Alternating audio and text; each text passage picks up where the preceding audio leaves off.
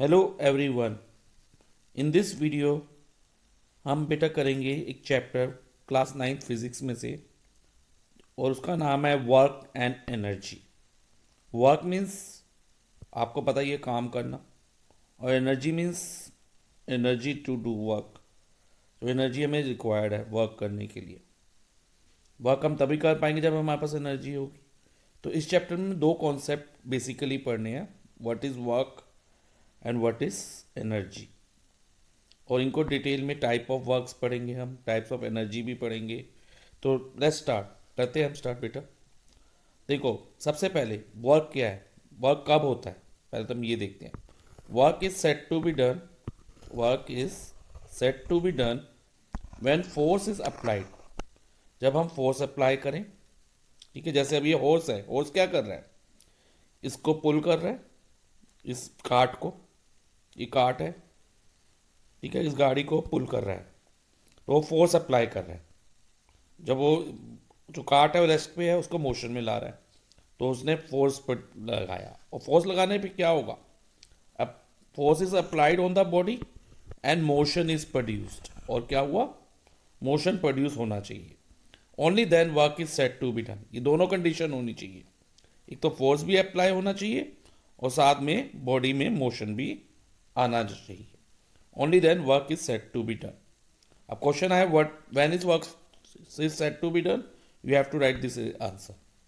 For example, अब example लेते हैं।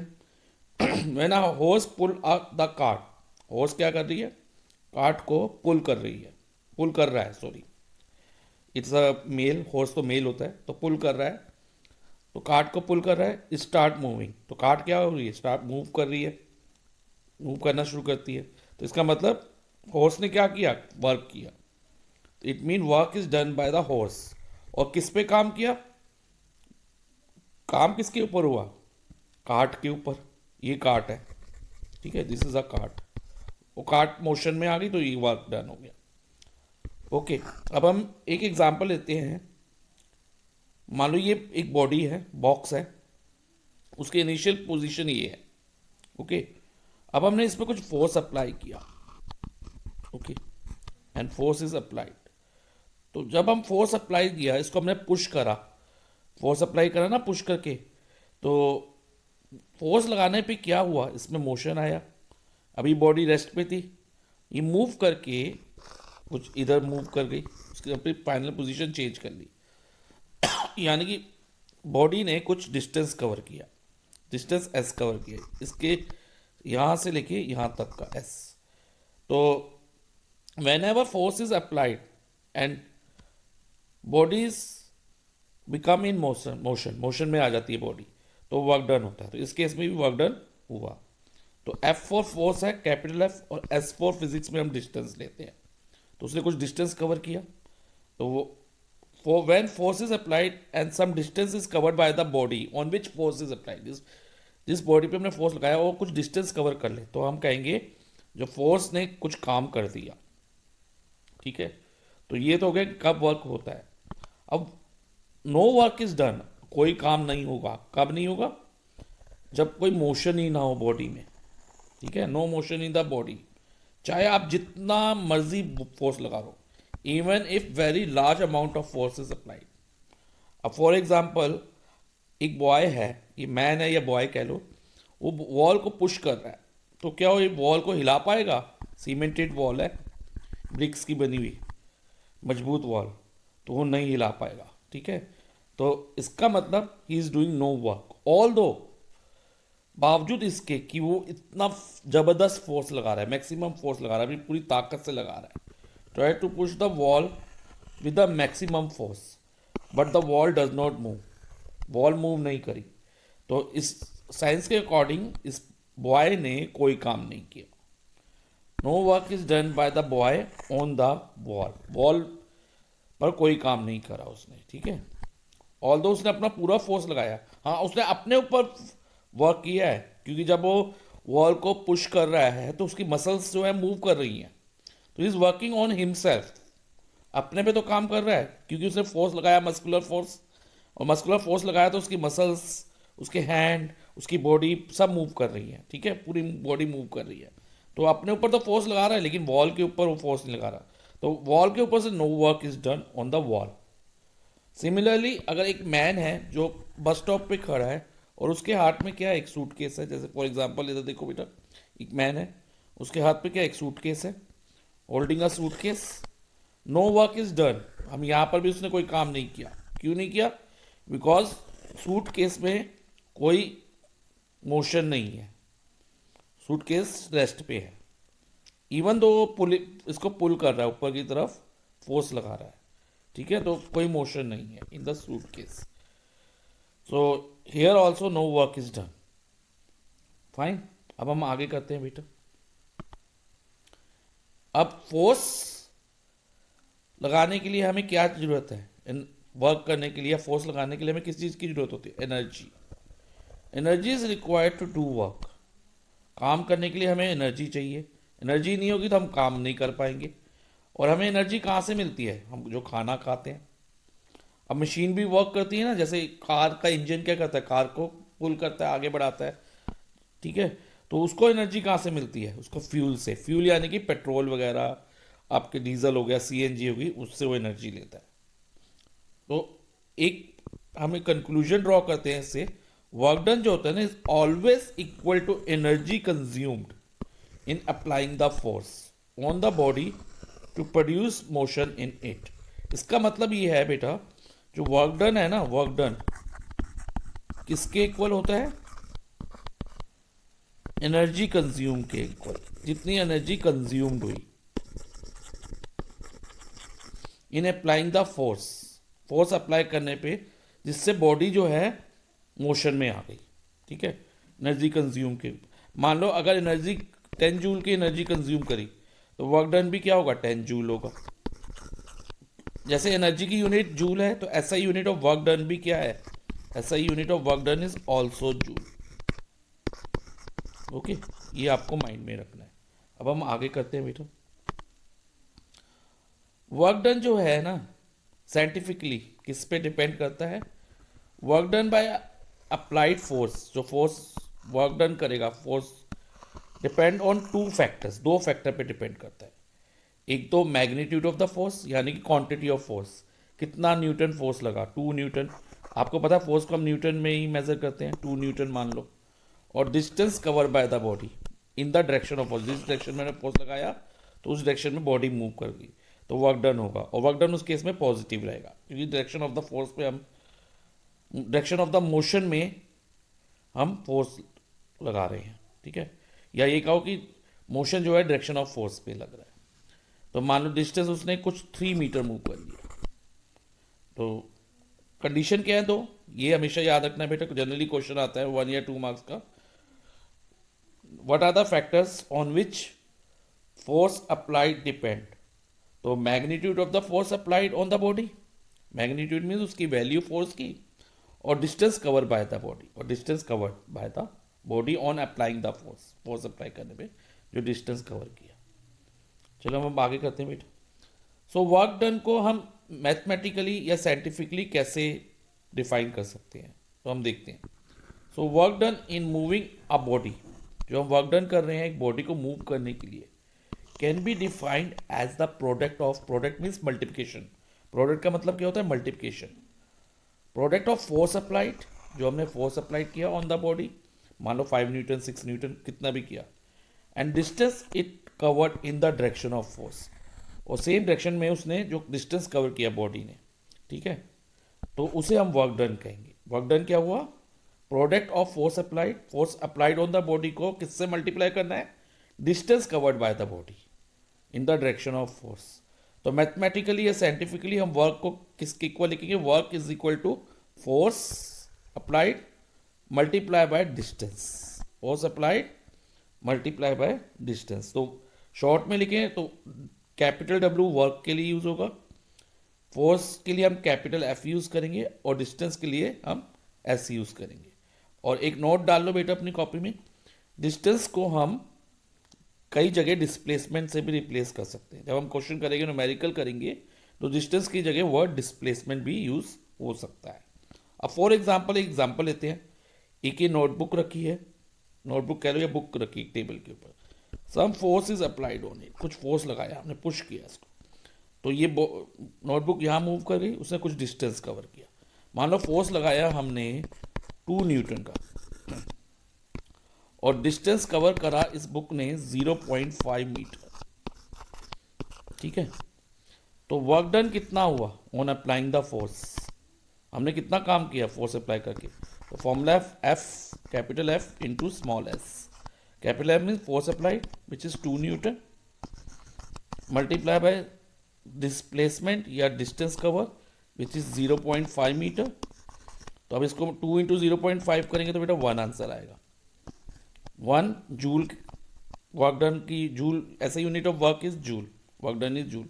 और वर्क की यूनिट क्या होती है, न्यूटन मीटर भी हो सकती है, क्योंकि एन हमने फोर्स का ले लिया कैपिटल एन और स्मॉल एम डिस्टेंस का, तो एन एम भी हम यूनिट, एक और यूनिट है वर्क डन की, ये माइंड में रखना। तो 1 जूल या एन एम हम दोनों में से कुछ भी यूज़ कर सकते हैं। जनरली हम जूल ही यूज़ करते हैं ऐसा यूनिट, अनलेस मेंशन हो। ओके, अब हम आगे करते हैं बेटा। अब एक न्यूमेरिकल है,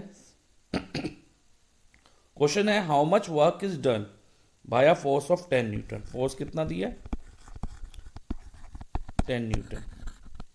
ओके, 10 न्यूटन फोर्स है, capital F. In moving an object, object move करा through a distance of, distance कितना है, डिस्टेंस एस है 1 मीटर, ठीक है, एस डिस्टेंस हो गया। इन the direction of force, direction of force में वर्क डन पॉजिटिव रहेगा। जब डायरेक्शन ऑफ फोर्स में बॉडी मूव करेगी तो work done will always B positive, वो नेगेटिव नहीं होगा। अभी हम नेगेटिव पॉजिटिव सब डिस्कस करेंगे और जीरो वर्क डन भी क्या होता है वो भी डिस्कस करेंगे।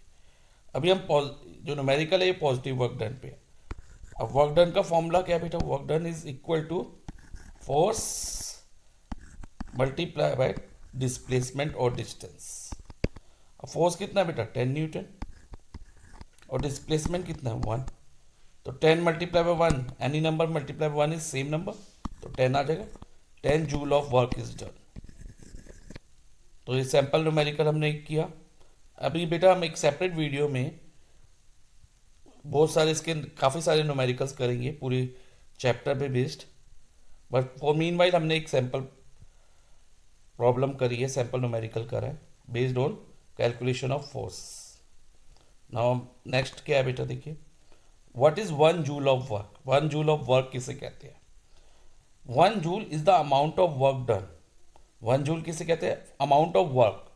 Amount of work means quantity of work, magnitude of work done, किस पे, ऑन एन ऑब्जेक्ट, किसी ऑब्जेक्ट पे, किसी भी ऑब्जेक्ट पे, ठीक है। मान लो एक बॉल है, इस पे हमने कुछ फोर्स लगाया, प्लेयर किक करा बॉल को, उसने कुछ फोर्स लगाया, मान लो उसने कितने न्यूटन का फोर्स लगाया, 1 न्यूटन का। वह ना फोर्स ऑफ 1 न्यूटन, 1 न्यूटन का फोर्स, और ये बॉल जो है 1 मीटर डिस्प्लेस कर रही है, यानी कि उसने 1 मीटर का डिस्टेंस कवर कर लिया इन the direction of the force, ठीक है, in line of action of force में ही उसने कितना डिस्टेंस कवर किया, ये ध्यान रखना है, in the direction of the force भी 1 मीटर डिस्टेंस कवर किया।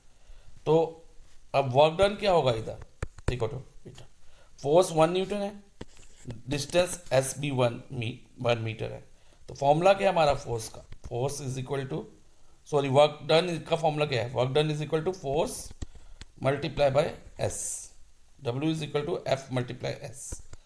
Force is 1 newton and displacement और डिस्टेंस इज 1 मीटर, तो 1 मल्टीप्लाई 1 हो गया, तो वर्क डन कितना हुआ 1 जूल। इसे ही हम 1 जूल वर्क कहते हैं। 1 joule of work is the amount of work done. ये डेफिनेशन जनरली 1 मार्क्स में आती है, तो बेटा आपको याद रखनी होगी, इसको थोड़ा सा शो भी करना होगा जैसे मैथमेटिकली मैंने शो किया। 1 joule is the amount of work done on an object when a force of 1 newton, force of 1 newton लगाया, डिस्प्लेसेस द ऑब्जेक्ट, ऑब्जेक्ट को उसने डिस्प्लेस किया, डिस्प्लेस मीन्स उसका पोजीशन चेंज कर दी, from this position to this position आ गया, by 1 metre, यानी कि 1 मीटर का डिस्टेंस कवर किया along the line of action of force, force की लाइन में ही। तो वर्क डन क्या होगा 1 जूल, तो ये माइंड में रखना, 1 जूल ऑफ वर्क किसे कहते हैं। नाउ लेट्स प्रोसीड फर्दर, आगे करते हैं। अब ये बहुत अच्छा टॉपिक है, work done against the gravity. बेटा ग्रेविटेशनल चैप्टर में आपने पढ़ा था कि अर्थ जो है ना, हर चीज को अपनी तरफ पुल करती है, टूवर्ड्स इस सेंटर, सेंटर की तरफ पुल करती है। ठीक है, मान लो ये अर्थ है, ये अपनी तरफ हर चीज को मूव कर रही है, कोई भी चीज है वो अर्थ की तरफ वापस आती है उसे, और उस फोर्स को हम क्या कहते हैं, फोर्स ऑफ ग्रेविटी। ठीक है, व्हेन वर्क इज डन, और कोई भी काम हम ग्रेविटी के अगेंस्ट करते हैं, ठीक है, तो वो क्या होता है। फॉर एग्जाम्पल, ये हम फ्लोर पे खड़े हैं, ठीक है, फ्लोर पे एक बॉल रखी हुई है, इस बॉल को हमने पिक किया, उठाया और क्या कर दिया, इसको अपवर्ड थ्रो किया, ऊपर की तरफ थ्रो किया, तो कुछ ये डिस्टेंस कवर करेगी, मान लो h डिस्टेंस कवर किया, तो वर्टिकल हाइट कवर करी। ठीक है, तो this is the work done against the gravity. अब बॉल इधर आ गई और ग्रेविटी क्या कर रही है, इसको नीचे की तरफ खींचने की कोशिश कर रही है, लेकिन हमने ग्रेविटी के खिलाफ जाके, अगेंस्ट जाके काम किया। जब हमने बॉल को ऊपर उछाला, ठीक है, वर्टिकली पिक करा ऊपर या उठाया, तो भी हमने work done against the gravity कर रहे हैं। The amount of work done इस केस में क्या होता है बेटा, ये ध्यान से समझना। जब हम ग्रेविटी के अगेंस्ट काम करते हैं, the amount of work done is equal to product of the weight of the body. अभी वेट ऑफ द बॉडी क्या है, ये मैं अभी एक्सप्लेन करूंगा। तो वेट ऑफ द बॉडी और vertical distance through which the body is lifted, यानी कि वर्क डन किसके इक्वल है, weight, work done capital W, weight of the body, weight of the body multiply height, vertical height up to which body is lifted, जिस height तक body गई, throw ऊपर हमने जब अगेंस्ट द ग्रेविटी उसको throw किया ball को, तो किस हाइट तक गई, वो डिस्टेंस कवर होगा, वर्टिकल डिस्टेंस कहेंगे, और उसको हम हाइट कहते हैं। अब वेट ऑफ द बॉडी क्या है बेटा, ये हमने ग्रेविटेशनल चैप्टर में पढ़ा था। वेट का मतलब क्या होता है, force with which, force with which, ध्यान से समझना बेटा, लैंग्वेज को समझो। जिस फोर्स से बॉडी इज अट्रैक्टेड, कोई भी body centre of the earth की तरफ अट्रैक्ट होती है, खींचती है। जैसे ये सेंटर ऑफ द अर्थ है, देखो बेटा, हर, अब मान लो यहां पर एक बॉल है, तो ये अपनी तरफ खींचेगी अर्थ इसको, तो ये ग्रेविटेशनल फोर्स होता है। ठीक है, अट्रैक्टेड टूवर्ड्स द फोर्स, तो इसे ही हम वेट कहते हैं। क्या कहते हैं बेटा, वेट। ग्रेविटेशनल फोर्स को वेट भी कहा जाता है, wait of the body multiply by height. अब क्योंकि ये वेट जो है एक ग्रेविटेशनल फोर्स के इक्वल है, एफ के इक्वल है, फोर्स के इक्वल है, और एफ का फॉर्मूला क्या होता है बेटा, मास इनटू एक्सेलरेशन। फोर्स का फॉर्मूला क्या होता है, मास इनटू एक्सेलरेशन। लेकिन लेकिन लेकिन बेटा, ग्रेविटी के केस में जब हम work done against the gravity कर रहे हैं ना, तो एक्सेलरेशन जो होती है ना, वो जी होती है, हम उसको स्मॉल जी से डोनेट करते हैं, that is acceleration due to gravity. उसे हम कहते हैं, जब वो नीचे की तरफ उसको खींच रही है, तो उसे हम एक्सेलरेशन ड्यू टू ग्रेविटी कहा जाता है। ओके, तो इस बात का आपको ध्यान रखना है। और अभी आगे हम करते हैं बेटे वर्क अगेंस्ट द ग्रेविटी। तो अब हम क्या कर रहे थे, work done against the gravity. अब फोर्स होता है m इंटू ए, इधर ए को हम किससे रिप्लेस कर रहे हैं बेटा, जी से। एक्सेलरेशन को जगह हमने जी ले लिया, तो वेट ऑफ द बॉडी यानी कि force by which body is attracted toward the centre of the earth, तो होगा m इंटू जी, और इंटू एच ऑलरेडी हमारे पास है, तो ये क्या हो गया, एम जी एच। ओके बेटा, एम जी एच। तो work done against the gravity is M G H, और जो स्मॉल जी है, it is acceleration due to gravity. Small G is actually acceleration due to gravity. G को क्या कहते हैं बेटा, मैं यहां लिख देता हूं, एक्सेलरेशन ड्यू टू ग्रेविटी, और इसकी वैल्यू जनरली फिक्स होती है, which is equal to 9.8 metre per second square. और कई बार क्वेश्चन में इसकी वैल्यू 10 दी होती है, हमारी कैलकुलेशन को आसान बनाने के लिए दी होती है। तो ठीक है, तो जो अगर वैल्यू गिवन है तो वही लेंगे, otherwise 9.8 metre per second square हम ले सकते हैं। और formula work done against gravity का है एम जी एच, ये आपको याद रखना होगा। ओके, तो ये हो गया हमारा work done against the gravity. अब हम आगे करते हैं बेटा, हम्म, अब एक न्यूमेरिकल है, इसको हम देखते हैं। Calculate the work done in lifting the bag of 80 kg of cement through vertical height of 4 meter, through the vertical height of 4 metre. तो वर्क डन, ये हम क्या कर रहे हैं, वर्क अगेंस्ट द ग्रेविटी कर रहे हैं, ठीक है। तो इसमें फोर्स कितना है, फोर्स हमें, फोर्स यानी कि वेट, इस केस में फोर्स क्या होगा, वेट होगा। तो वेट क्या होगा, m इंटू जी। तो लेकिन हम work done against the gravity के लिए फॉर्मूला है हमारे पास, हम डायरेक्ट फॉर्मूला भी अप्लाई कर सकते हैं ना, mgh, जिसमें mg जो होता है वेट ऑफ द बॉडी होता है, और h means height through which body is raised. So m कितना है, 80 kg mass of the body, ठीक है। और g acceleration due to gravity, it is 10, acceleration due to gravity is 10, and to height up to which it is raised is 6, ठीक है, 6 है। तो work done कितना हुआ, 80 इंटू 10, 800, एंड 800 इधर 6 मीटर ले लेते बेटे, इधर मैंने क्वेश्चन में 4 लिख दिया था, मैं इसको 6 ही बना देता हूँ। तो 80 into 6, 4800 joule of work is done by the, और ये काम उसने अगेंस्ट द ग्रेविटी किया है, ठीक है। तो इसलिए हमने इसको पॉजिटिव ही रखा, क्योंकि against word itself negativity show करता है, ठीक है। Work done against the gravity is mgh, तो ये आपको याद रखना है, फाइन। और अगर ओनली वर्क डन लिखते तो हम इसको नेगेटिव वर्क कहते हैं, एक्चुअली ओनली वर्क होता है, ये तो work done against the gravity है, या मैं लिख रहा हूँ अगेंस्ट द ग्रेविटी। जब इधर हम अगेंस्ट द ग्रेविटी लिख रहे हैं तो हम पॉजिटिव ही लेंगे, जो जी है वो पॉजिटिव लेंगे। लेकिन ओनली वर्क डन बोला होता है ना, तो हम इधर माइनस जी लेते, जी जो है, जी के साथ माइनस का साइन आ जाता, -10 लेते जी को, ओके। तो ये वर्क डन अगेंस्ट ग्रेविटी कितना हुआ, 4800 जूल, ये आपको माइंड में रखना है, ओके बेटा। अब next, work done by a force acting obliquely. Obliquely का मतलब है बेटा, आपने देखा होगा कोई एक टॉय कार देखी होगी, और उसके साथ एक रोप बंधी होती है कि नहीं, ऐसे कई बार आप कई जगह देखा होगा। तो और जो बच्चे हैं उसको इस रोप को पुल करते हैं, तो गाड़ी आगे मूवमेंट आती है, उसमें मोशन आता है गाड़ी में, ठीक है। जैसे तो गाड़ी इस तरह मूव कर रही है जब इधर से फोर्स लग रहा है। अब फोर्स जो लग रहा है ना, वो कुछ एंगल पे लग रहा है, इसके ऊपर motion of the, direction of motion of body, direction of motion पे के साथ फोर्स कुछ एंगल बना रहा है, ये फोर्स है। उस एंगल को हम जनरली, एक साइन होता है थीटा, जिसे हम क्या कहते हैं, थीटा, ये थीटा का एक साइन होता है, इससे डोनेट करते हैं, ठीक है। Theta is actually an angle, वो आपको क्वेश्चन में गिवन होगा एंगल, ठीक है।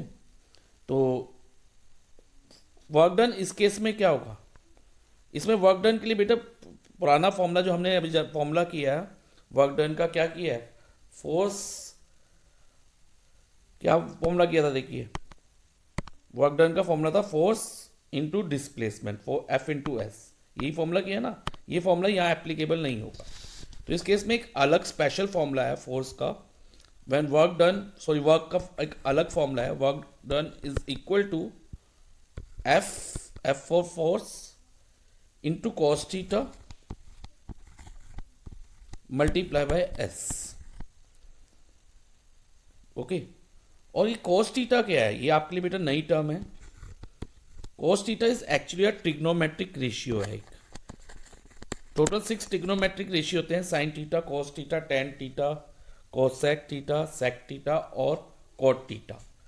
इनके बारे में बेटा क्लास 10th में हम डिटेल में करेंगे, लेकिन क्लास 9th में आपको एक कॉस थीटा की कुछ वैल्यूज लर्न करनी होगी, क्योंकि इसका एक पूरा चैप्टर है जो आपको समझना होगा अगर ट्रिग्नोमेट्रिक रेशियो आप समझना चाहते हो, जो हम क्लास 10th में करेंगे। लेकिन क्लास 9th में आपको कोस 0 डिग्री पता होना चाहिए, विच इज़ इक्वल टू 1, इस न्यूमेरिकल को सॉल्व करने के, जो इस फॉर्मूले पे बेस्ड न्यूमेरिकल होंगे। कॉस 30 डिग्री होता है √3/2, कॉस 45 होता है 1/√2, कॉस 60 होता है 1/2, कॉस 90 डिग्री होता है 0, और कॉस 180 डिग्री होता है -1। और कॉस 90 से ऊपर बेटा कॉस 100 डिग्री हो तो वो नेगेटिव वैल्यू होती है। तो उसकी एग्जैक्ट वैल्यू तो बेटा आपको अभी लर्न करने के लिए जरूरत नहीं है, इतनी आएगी भी नहीं, लेकिन आपको इतना ध्यान रखना है कि 90 से डिग्री अबव थीटा होगा तो जो वर्क डन होगा ना नेगेटिव होगा, और कॉस 180 में -1 होता है, ये आपको याद रखना। अब फॉर एग्जाम्पल आपको क्वेश्चन में दिया जाता है force is applied obliquely and value of force आपको दे दी 6 न्यूटन। क्या दे दी? 6 न्यूटन। और ऑब्लिकली एंगल भी दे दिया, 6 न्यूटन फोर्स हो गया, और एंगल दे दिया आपको 60 डिग्री, 60 डिग्री पे फोर्स लग रहा है।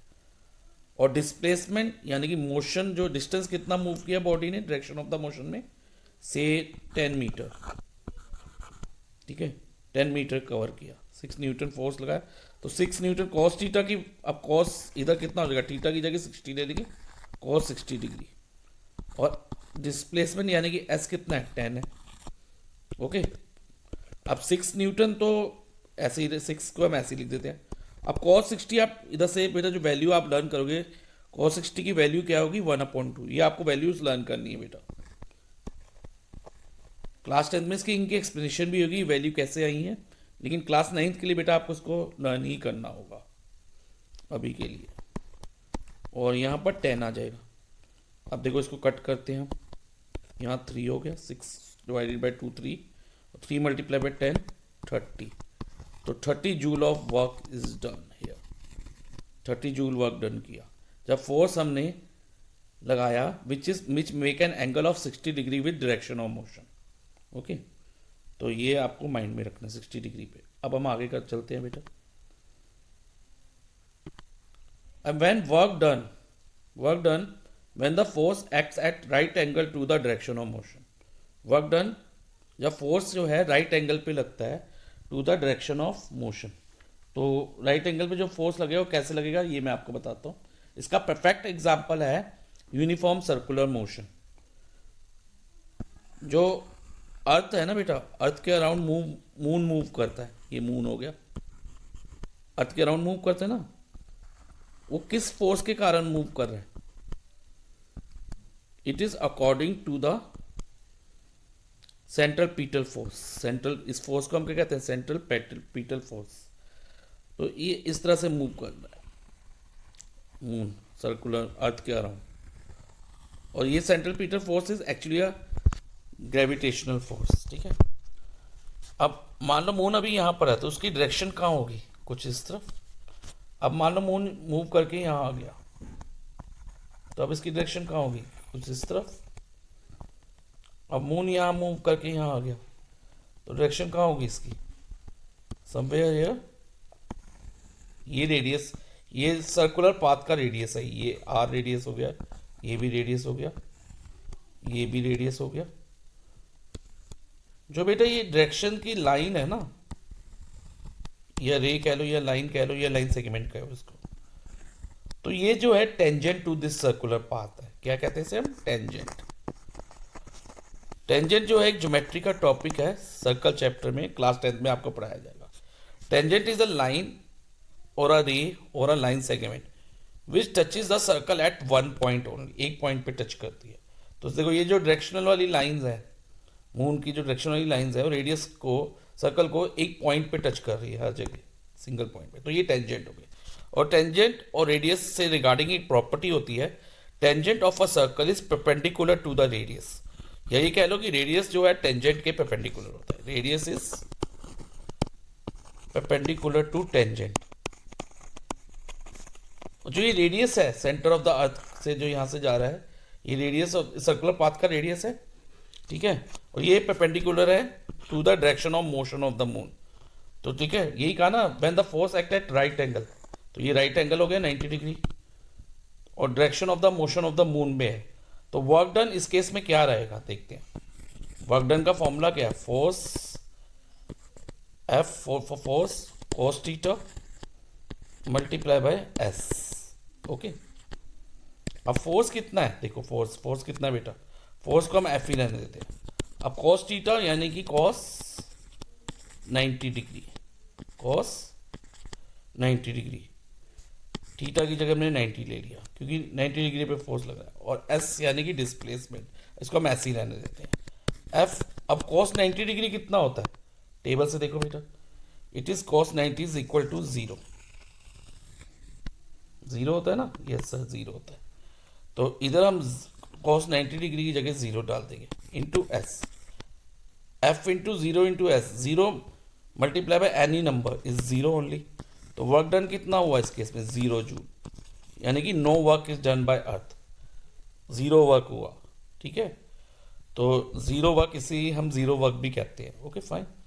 तो ये एक परफेक्ट एग्जांपल है, moon going around the earth. Similarly sun जब अर्थ के अराउंड मूव करता है तब भी work done by sun on, earth जब मूव करती है सन के अराउंड तो work done by sun on the earth is 0, और ये सर्कुलर पाथ पे होता है जनरली। अब मान लो एक कुली है, एक कुली है, यहाँ एक कुली खड़ा कर देते हैं, ठीक है, वो अपने यहाँ पर कुछ मटेरियल लेके या लगेज लेके खड़ा हुआ है। ठीक है, यहाँ पर लगेज लेके खड़ा है, तो फोर्स कितने डिग्री पे लगा रहा है, is applying the force at 90 degree. देखो ये यहाँ पर सिर पे 90 डिग्री का, उसके यहाँ से 90 डिग्री का फोर्स लग रहा है यहाँ पर। तो इसका मतलब no work is done by him, because force कितने डिग्री का है, 90 डिग्री पे लग रहा है। तो 90 डिग्री में जितना भी फोर्स लगेगा वो, उस केस में वर्क डन क्या होगा, 0 होगा। Work done will always be 0, ये माइंड में रखना बेटा आपको। तो work done by coolie in this case is 0। Horizontally जब उसको लेके कर रहा है, नो वर्क इज डन, क्योंकि जो ग्रेविटी है उसको, या ये भी कह लो ग्रेविटी उसको नीचे की तरफ बैक को पुल कर रही है, तो ग्रेविटेशनल फोर्स जो है 90 डिग्री पे लग रहा है, तो no work is done. Fine, work done is 0। अब हम आगे करते हैं बेटा। When work done acts opposite to the direction of motion, work done when the force act opposite to the direction of motion। तो इसको भी देख लेते हैं बेटा। सपोज एक यहाँ पर मैंने बॉल रखी, ओके, ये बॉल है, फुटबॉल मान लो या कोई भी बॉल, यहाँ पर प्लेयर ने उसको किक किया। किक मीन्स उसने कुछ फोर्स लगाया। किक क्या होता है, फोर्स ही हो गया ना। बॉल क्या करेगी, बॉल इस डायरेक्शन पे मूव करेगी, लेकिन ये तो सेम डायरेक्शन हो गई। लेकिन लेकिन लेकिन अब मैं सेम डायरेक्शन की बात नहीं कर रहे हैं, हम बात कर रहे हैं फोर्स अपोजिट डायरेक्शन में। जब वो फोर्स लगाएगा तो बॉल मूव करेगी, यस सर मूव करेगी, लेकिन कुछ टाइम बाद ही स्टॉप कर जाएगी। और स्टॉप किससे करेगी, by the force of friction. और फोर्स ऑफ फ्रिक्शन जो है इसके अगेंस्ट लग रहा है, इस फोर्स के अगेंस्ट। ठीक है, और बॉडी मोशन में थी, किक करा तो मोशन पे आई, और जो फोर्स ऑफ फ्रिक्शन है अगेंस्ट द मोशन है, फोर्स अगेंस्ट द मोशन। तो इसमें जो वर्क डन होगा ना वो नेगेटिव होगा। वर्क डन क्या होगा, नेगेटिव होगा, क्योंकि हमेशा बेटा इसमें फोर्स भी नेगेटिव माना जाएगा, नेगेटिव फोर्स होगा। हमने पढ़ा था जब when force is applied to the opposite direction of the main force के अपोजिट मोशन के अगेंस्ट हो तो फोर्स नेगेटिव होता है। तो वर्क डन का फॉर्मूला क्या है, एफ इंटू एस। अब फोर्स नेगेटिव है तो माइनस एफ ले लेंगे, इंटू डिस्टेंस एस हो गया, माइनस एफ इंटू एस। तो इसमें नेगेटिव वर्क होगा, ये आपको याद रखना। Work done is negative work is done, negative work is done. Okay, अब हम आगे करते हैं बेटा। अब पॉजिटिव, नेगेटिव और जीरो वर्क, ये मैं डिस्कस कर ही चुका हूँ वैसे एक तरह से, एक बार फिर भी इसको दोबारा डिस्कस कर लेते हैं शॉर्ट में। When a force acts in direction of motion, motion की डायरेक्शन में लगता है, जैसे कि यहाँ पर डायरेक्शन ऑफ मोशन में लग रहा था बेटा इसमें, तो यही कह रहे हो। तो बॉडी कहाँ मूव कर रही थी, मोशन फोर्स लगाया उसी डायरेक्शन में बॉडी मूव करी, तो work done is always positive. Work done क्या रहेगा, पॉजिटिव रहेगा, ये माइंड में रखना है आपको। When force act in direction in the force act in the direction opposite to the motion of the body. अब मान लो एक बॉल है, उसका मोशन इस तरफ है, ठीक है, मोशन है, डायरेक्शन ऑफ मोशन ये हो गया। अब इसको यहां पर हम फोर्स इसके अगेंस्ट लगाते हैं, तो फोर्स जो होगा नेगेटिव फोर्स होगा। और वर्क डन भी क्या रहेगा, माइनस एफ इंटू एस हो जाएगा, तो negative force, work done is also negative. When force act in the direction opposite to the motion of the body, motion of the body के against हमने force लगाएंगे तो वर्क डन उसके इसमें negative रहेगा। और when a force act at a right angle to the direction of the motion of the body, जो कि अभी मैं यहाँ एक्सप्लेन किया, सेंट्रीपिटल या यूनिफॉर्म सर्कुलर मोशन के केस में भी, तो 90 डिग्री पे फोर्स लग रहा है तो वर्क डन क्या होगा, it will be zero. When a force act at a right angle to the direction of motion of the body, work done is always zero. So with this बेटा हमने work done का concept कर लिया है। अब next video में बेटा हम करेंगे एनर्जी के बारे में पढ़ेंगे, क्योंकि हमारा चैप्टर क्या है, वर्क एंड एनर्जी, इसमें दो ही कॉन्सेप्ट है, वर्क एंड एनर्जी। तो वर्क तो हमने कर लिया, अब उसके बाद हम एनर्जी करेंगे, और हो सकता है उससे पहले मैं आपको बेटा न्यूमेरिकल्स भी करवा दूँ, वर्क से रिलेटेड न्यूमेरिकल्स। ओके, तो देखते हैं क्या होता है, but you stay tune for my next video.